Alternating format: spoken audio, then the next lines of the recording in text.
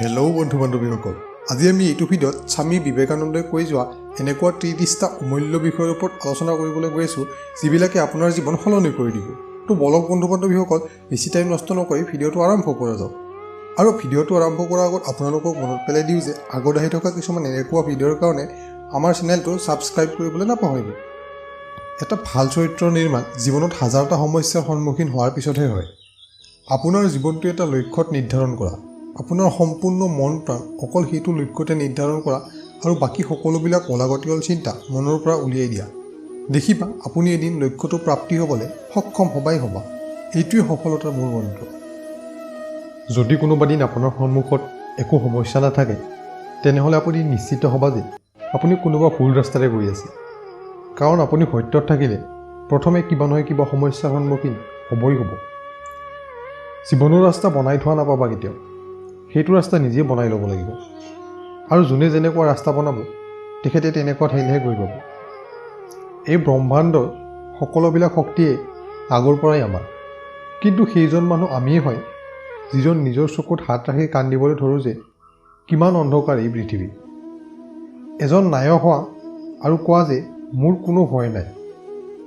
টোপনিৰ পৰা উঠা আৰু কাম কৰিবলৈ আৰম্ভ কৰি দিয়া, আৰু তেতিয়ালৈকে কৰা যেতিয়ালৈকে আপোনাৰ লক্ষ্য প্ৰাপ্তি নহয়। সত্য কথাটো আপুনি যিকোনো 1000টা প্ৰকাৰেও ক'ব পাৰে, কিন্তু প্ৰত্যেকটো কথা সত্য হ'ব লাগিব। অকল সেইজন মানুহে বাচি আছে যিজন বেলেগৰ কাৰণে বাচি আছে।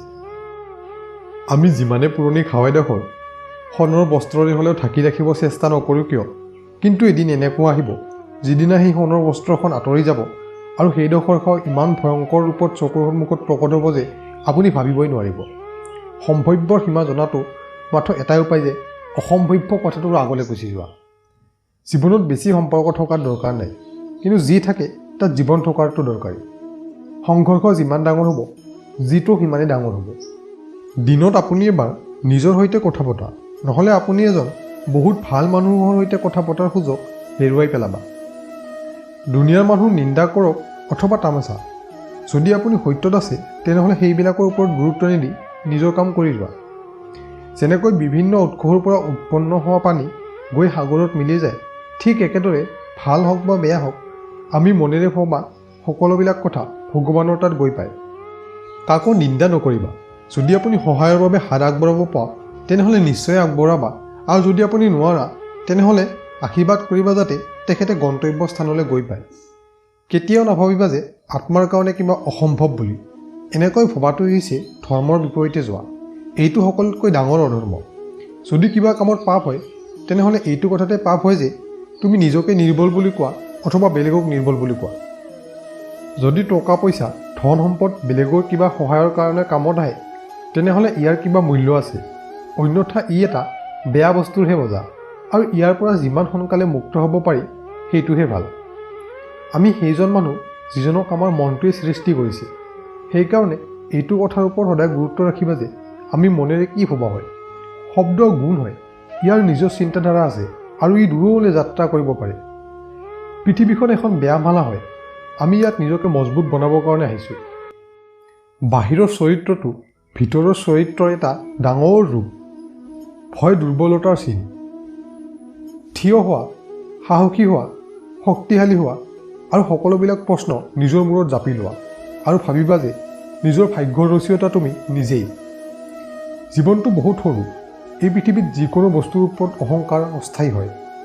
এই পৃথিৱীত কেৱল সেইবিলাকে জীৱন জীয়াই আছে যিবিলাকে বেলেগৰ কাৰণে জীয়াই আছে। বাকী সকলোবিলাক জীয়াই থকাতকৈ বেছি মৃত্যুৱেই হৈ গৈছে।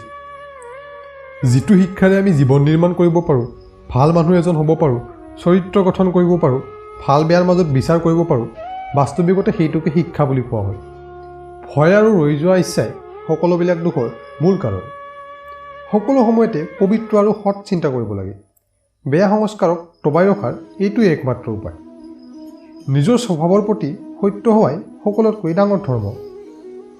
একো সুধিব নালাগে, তাৰ পৰিৱৰ্তে একো খুজিবও নালাগে।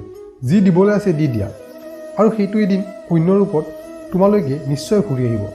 কিন্তু তাৰ বিষয়ে এতিয়া একো ভাবিব নালাগে। বন্ধু বান্ধৱীসকল, ভিডিঅ'টো ইয়ালৈকে চোৱাৰ বাবে অশেষ ধন্যবাদ। ভাল লাগিলে লাইক কৰিব আৰু চেনেলটো ছাবস্ক্ৰাইব কৰিবলৈ নাপাহৰিব।